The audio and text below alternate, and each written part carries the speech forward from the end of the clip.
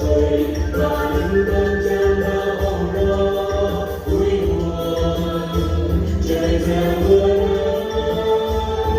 về quê tôi hôm nay tôi sao để về tiếng mắt xôn xao ngàn ngào đồng hôm nay mưa quay chạy qua bức tranh quê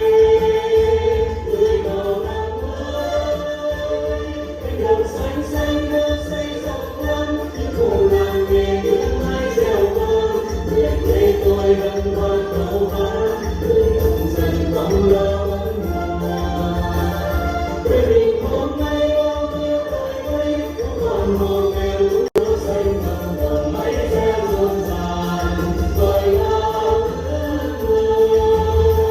nhớ không ngừng nhà hát ca vui mừng bài ca theo hôm nay mới.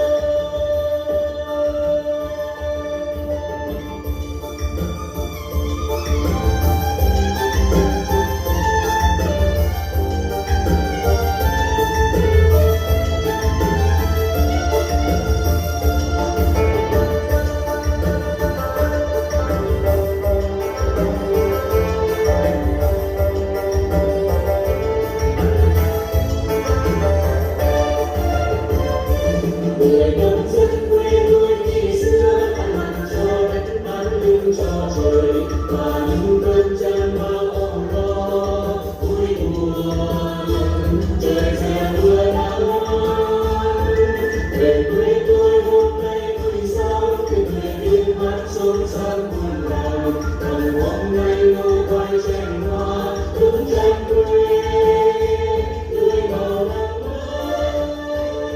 cánh đồng xanh xanh nước xanh rộng lắm những cùng làng nghề tiếng mái reo vang về quê tôi hân hoan câu hát người nông dân không lo mất mùa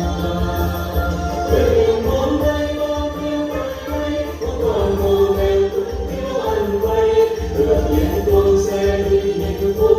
người quê tôi chung đỡ kề cò